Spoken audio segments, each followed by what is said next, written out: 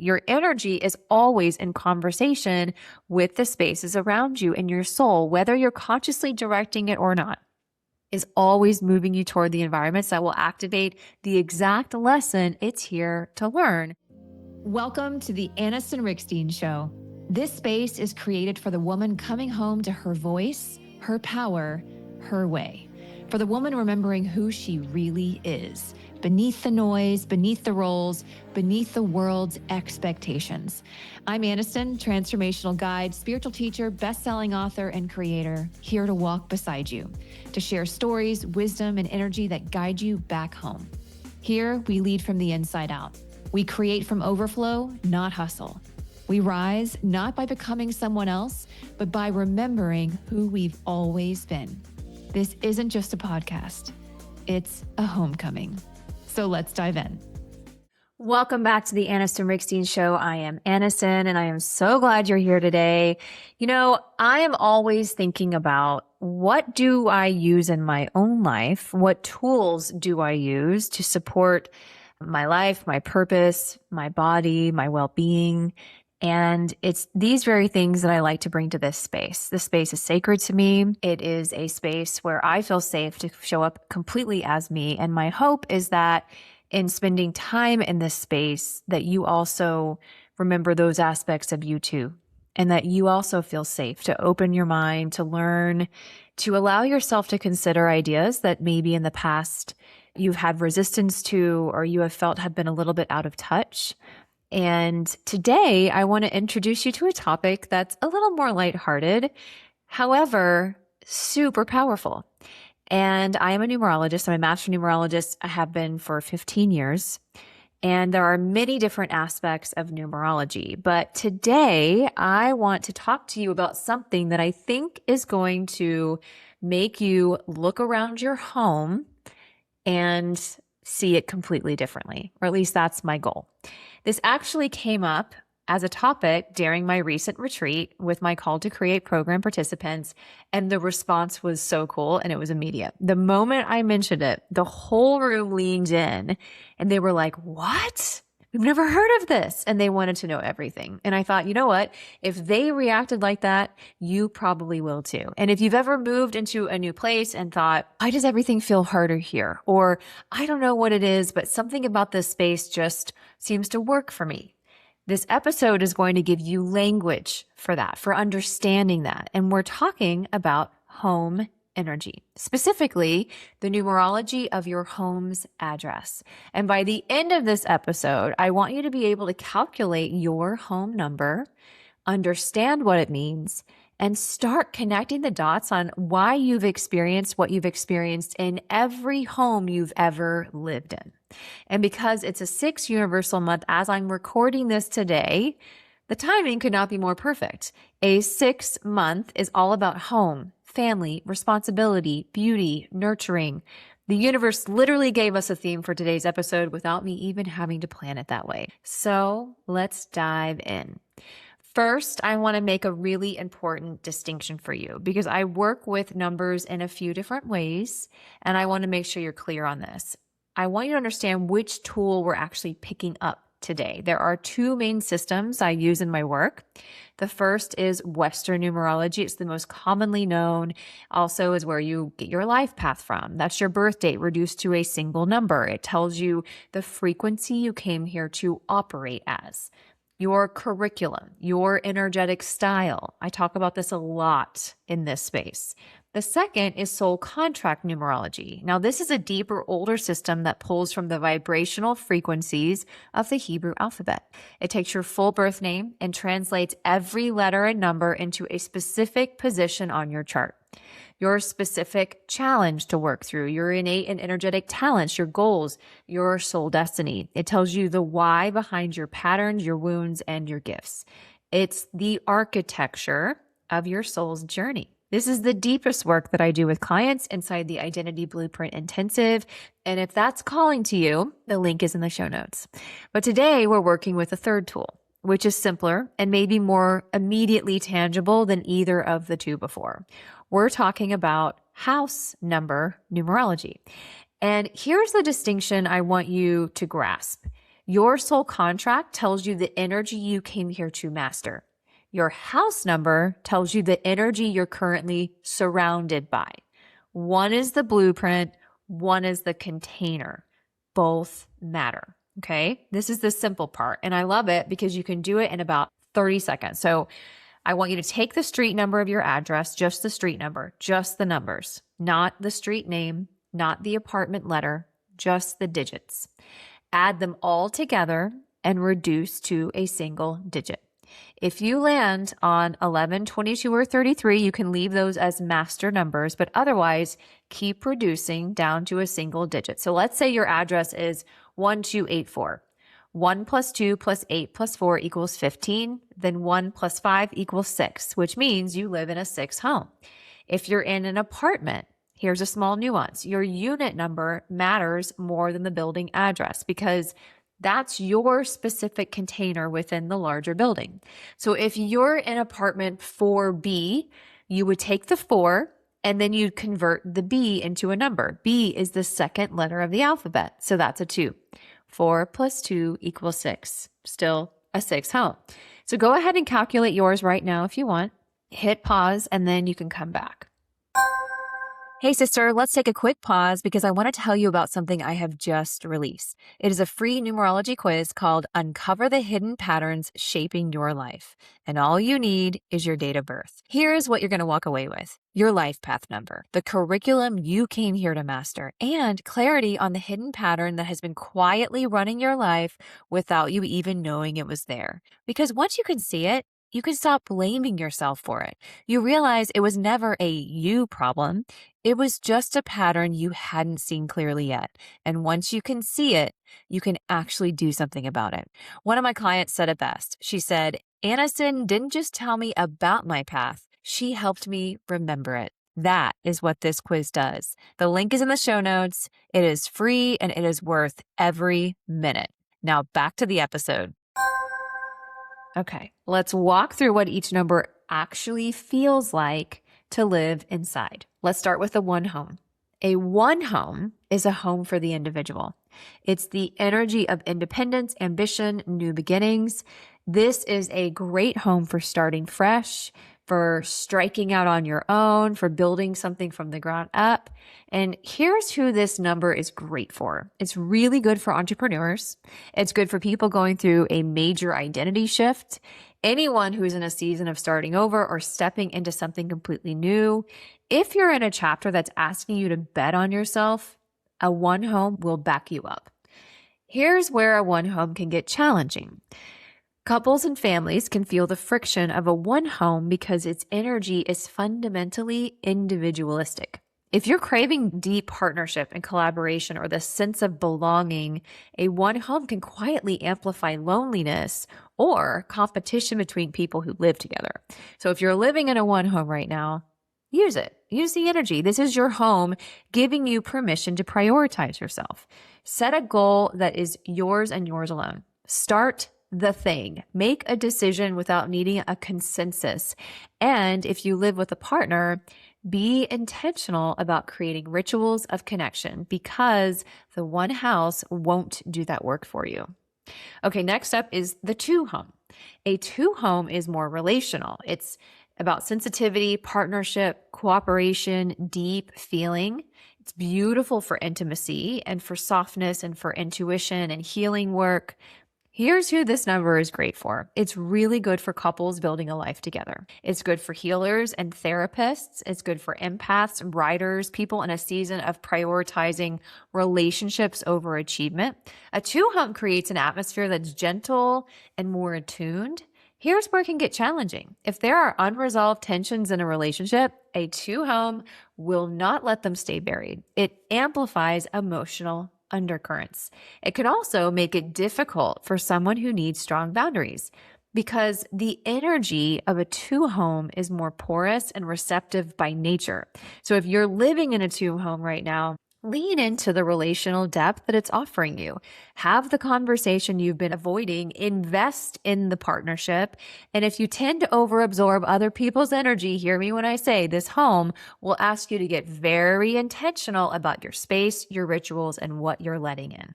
The three home. Okay, a three home is creative and very social. This house wants to be alive and moving and expanding. It's about expression, joy, conversation, art, laughter. So here's who this number is great for. It's really good for creatives, for entrepreneurs who thrive on collaboration and connection. It's good for anyone who needs to loosen up and remember how to have fun and to play. If your work involves communication, content, performing, or creating, a three home is a natural amplifier of that energy for you. Also, great for a vacation home or somewhere you're wanting to intentionally let loose, be social, create, and play. Here's where it's challenging: focus and discipline. Because a three home does not naturally support putting your head down. It wants noise and people and stimulation. If you're in a season that requires deep, concentrated effort, or if you need to slow down and rest, a three home will work against you. So if you're living in a three home right now, create dedicated quiet zones in your space. Like you could designate a room or even just a corner where the social energy gets turned down and is quieter. Or you could honor the home's invitation for joy and expression, but build in the containers that let you also do your most focused work. Next up is the four home. So a four home is the builder. It's about stability, structure, discipline, hard work, and foundation.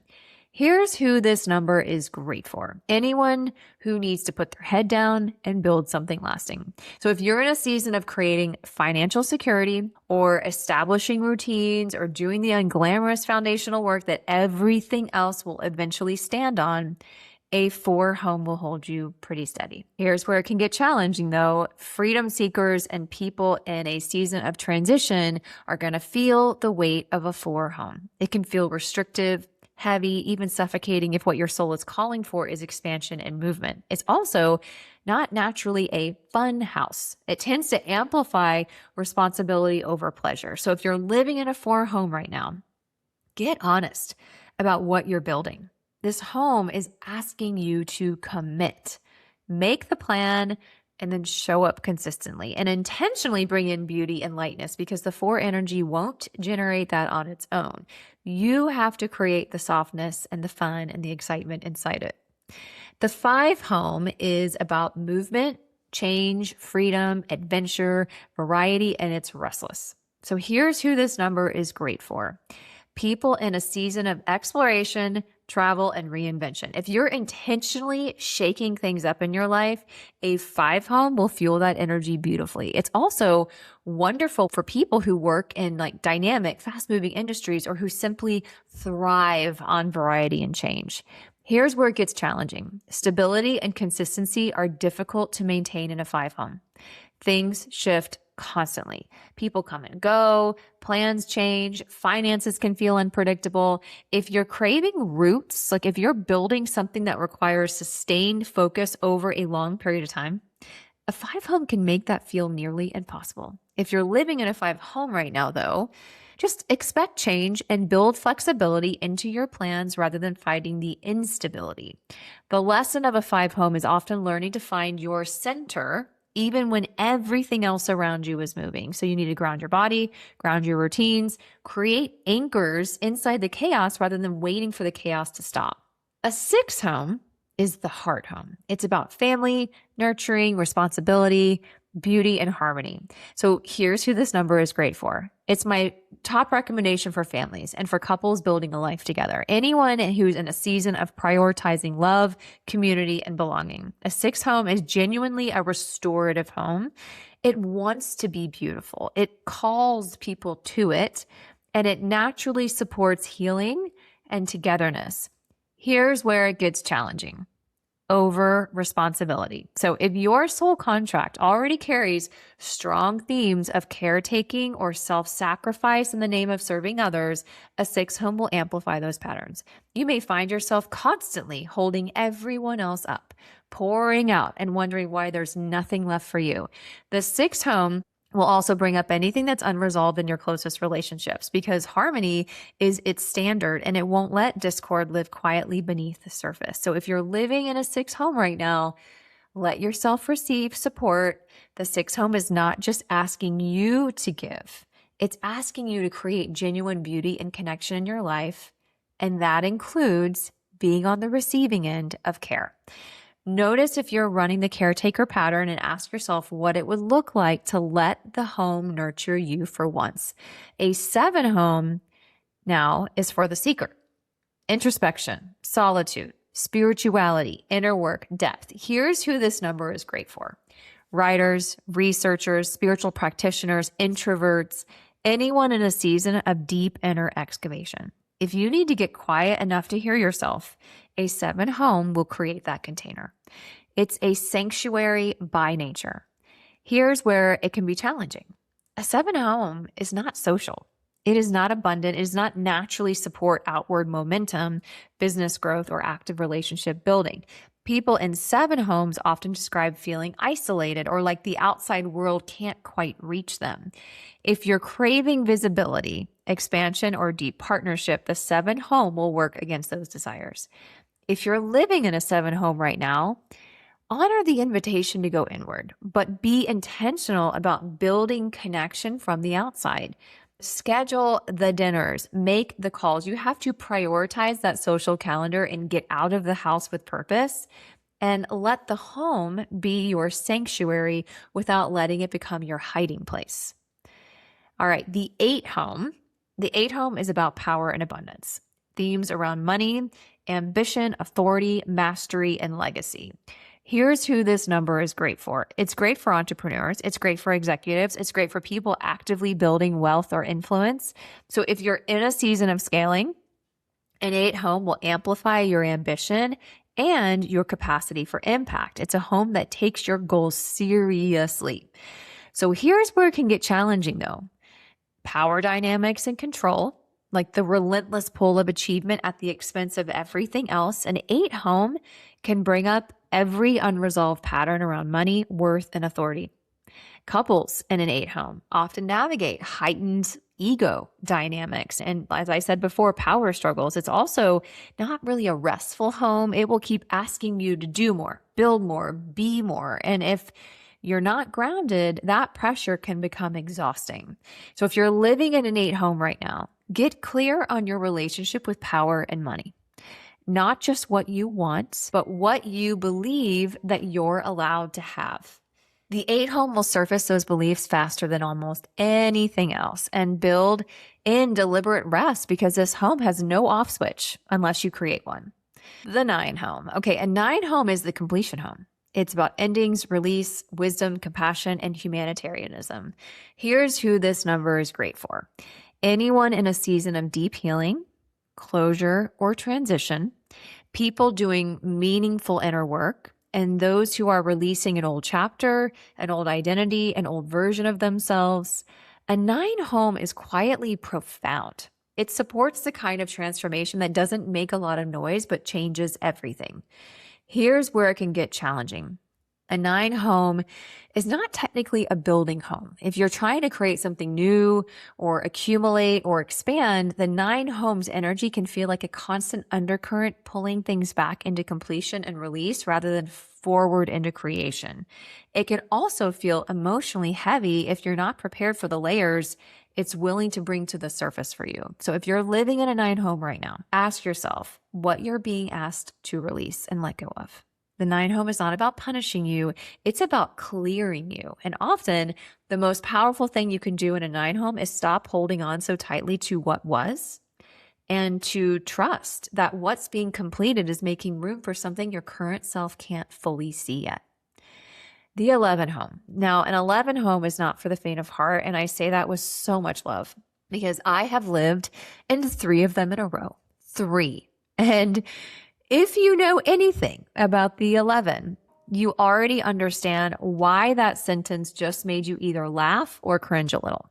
The 11 is a master number, which means it doesn't just carry energy, it amplifies it to the umpteenth degree. Everything that is ready to be seen will be seen. Everything that has been buried will surface. Everything that is not aligned with your truest self will start to feel unbearable. I call it identity death and rebirth because that is genuinely what living in an 11 home can feel like. The old version of you does not survive it. And that's not a glitch. That's the entire point. Here's who this number is great for. people who are genuinely ready for transformation. And a little side note here, because Rudy and I mentioned this is our third 11 house, and I'm going to cover this in a second, but I do believe our souls are always guiding us to the energy that's going to be most supportive of where we are and where we're going. Well, Rudy and I are both transformational mentors and coaches. That's what we do. We live in transformation.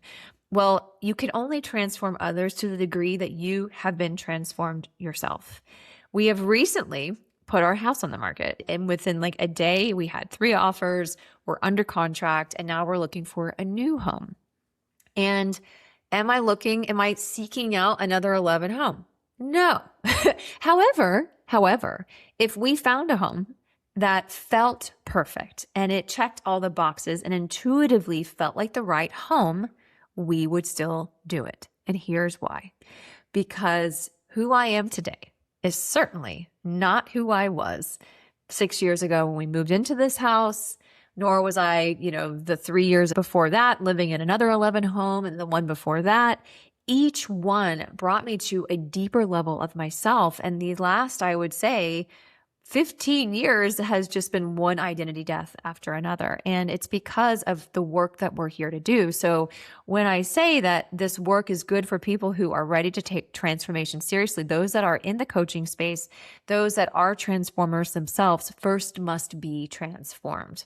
And this is where that energy can be so, so powerful, not as a concept, but as like transformation as a lived, sometimes uncomfortable, often disorienting experience. So if your soul is calling you into a completely new chapter and you need an environment that will not let you stay small, an 11 home is going to deliver that to you. And so here's where it gets challenging. I mean, everything. I'm just kidding. Not everything. But specifically, the 11 home has 0 tolerance for inauthenticity. It will destabilize any area of your life that isn't built on truth. Relationships that aren't real, work that doesn't align, identities you've been wearing that were never yours. If it's not resonant, the 11th house is going to shake it loose. And this can feel like your life is falling apart. It's not. It's actually falling into alignment. But the process can be beautifully, perfectly brutal. If you're living in an 11 home right now, first of all, take a deep breath. You're not being punished. You are being initiated. The question the 11 home is always asking you is, who are you really? Not the version of you that was shaped by other people's expectations, not the identity that you built for safety, the real one. The answer to that question is what this home is here to help you find. So lean into the spiritual practice, do the inner work as you are prompted to do it, and trust that what's being dismantled needed to go.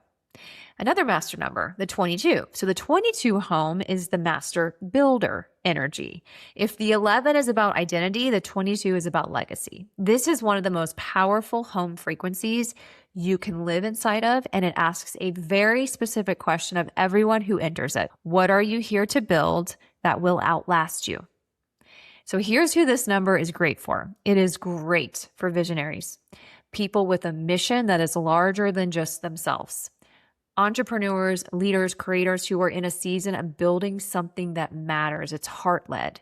If you have always known on some level that your work is meant to have real impact in the world, a 22 home will hold that vision and call you higher. Here's where it gets challenging. The weight of the 22 is for real. Like this home carries enormous potential, and that potential can feel like an elephant on your shoulders. Perfectionism, overwhelm, the fear of not being enough to meet the vision can all get amplified here. So the 22 home does not let you play small, but it also does not let you rest until the work feels worthy of the calling. And that tension can be exhausting if you're not grounded and you don't have tools to regulate your nervous system. So if you're living in a 22 home right now, get clear on the vision that's being called, not the to-do list, the vision. What is the thing you are actually building and why does it matter? Let that be your anchor and then build one day at a time, one brick at a time, because the 22 home rewards consistent intentional effort more than any other number. This home is not asking you to do everything at once. It's asking you to do the right things with purpose over time. Last and certainly not least, the 33 home is the rarest and most spiritually elevated of the master number homes. So the 33 is the master teacher frequency. And a home that carries it asks everyone inside of it to show up in service, not performance, not output, but genuine, heart-led, sacrificial service. Here's who this number is great for: healers, teachers, spiritual leaders, caregivers, and anyone in a season of deep devotion to something beyond their self. A 33 home will hold you in a frequency of love and compassion that is genuinely unlike anything else. It's a home that will feel sacred. People often describe a 33 home as feeling like a sanctuary, like walking in and immediately exhaling. Here's where it gets challenging. The 33 home can blur boundaries in profound ways because its energy is so oriented toward love and service. It can amplify self-sacrifice to an unhealthy degree.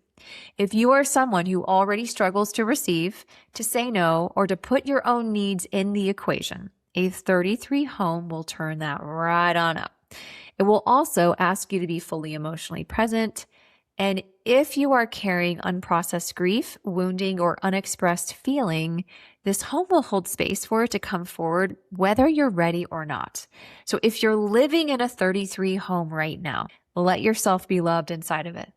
The 33 home is not only asking you to give, it's asking you to model what it looks like to receive with grace. It's asking you to teach from your wholeness, not your wounds. And it's asking you to remember that the most powerful service you can offer anyone is a version of yourself that is genuinely fully well. Here's the part I find so fascinating. Most people don't consciously choose their home's numerology unless you're aware of this information, like myself. But I believe we are energetically drawn to the home that matches what our soul is working on. You might have needed the 5 home when you were in that season of upheaval and change, even if you didn't know it was a 5 home. Or you ended up in the 4 home right when you needed to buckle down and get serious. That's not a coincidence. That's frequency meeting frequency. Your energy is always in conversation with the spaces around you, and your soul, whether you're consciously directing it or not, is always moving you toward the environments that will activate the exact lesson it's here to learn. This is why I always say you were never the problem. Even the difficult seasons had a design. But here's what changes when you know this. You stop blaming yourself for why a chapter of your life felt so hard. You start to see that the 8 home that brought all the money stress, or the 5 home where nothing felt stable, or the 2 home where every emotional wound surfaced, those weren't failures. Those were activations. They were initiations. And going forward, you get to be intentional. You get to look at where you're going next in your life and choose a container that supports that vision rather than challenging it. Now, this is where it gets really layered for those of you who are ready for the deeper level. When I do an identity blueprint intensive with a client, I am mapping out their soul contract numerology. And one of the things I'm looking for is how their home energy intersects with the patterns they're actively working through currently right now in their chart. Because here's what happens. Your home can either support your evolution or it can amplify your lessons. If someone has strong themes around responsibility in their soul contract, things like learning not to overgive, not to be the one who holds everyone else up, and they're living in a 6 home, well, that space is going to pull those themes forward constantly. It's not bad, but it's also not neutral. If someone has karmic themes around isolation or self-worth and they're living in a 7 home, they may need to be very intentional about building community from the outside, because that home is going to amplify the inward pull, the need to cave and turtle. The home becomes a container that activates parts of your soul contract. So when you understand both layers, you stop wondering, why does this keep happening to me? And you actually start seeing the beautiful, intelligent design. So I want to give you a little homework before I close out. I want you to grab a piece of paper or pull up your notes app and write down every address you've lived in as an adult, or even as a child, if you can remember them. Calculate the number for each one, then sit with these questions. What was I going through in that season of my life? What was trying to emerge? what was being tested, and see if the energy of the home matches the energy of the chapter. For a lot of people, this exercise is a full body moment because suddenly the pattern has a name. And when the pattern has a name, you can see a doorway through it, right? If this opens something up for you and you're ready to go deeper, the Identity Blueprint Intensive is where I map your full numerological architecture, your soul contract, your life path. I even take into account your human design, aspects of astrology, all woven together into a complete picture of who you are, what you're here to do, what you've been holding back. This link is in the show notes. So come find me on Instagram at Anniston Riekstins and let me know what home number you calculated. I genuinely want to know. I'm intrigued. So tell me the number and tell me if this resonates. And please share this with any woman you know could use this information today. Okay. I love you, and I will see you next week on the next episode. Thank you for being here, beautiful soul. If this episode spoke to you, I'd love for you to pass it along to another woman who might need these words today. And if you feel called, it would mean so much if you would take a moment to rate and review this podcast. It's one of the best ways to support this work and help these messages reach more women who are ready to remember who they are. And if you'd like to stay connected or share what's landing for you, come find me over on Instagram. I'd love to meet you there. Until next time, keep trusting your rhythm, keep honoring your voice, and keep becoming the woman you were always meant to be.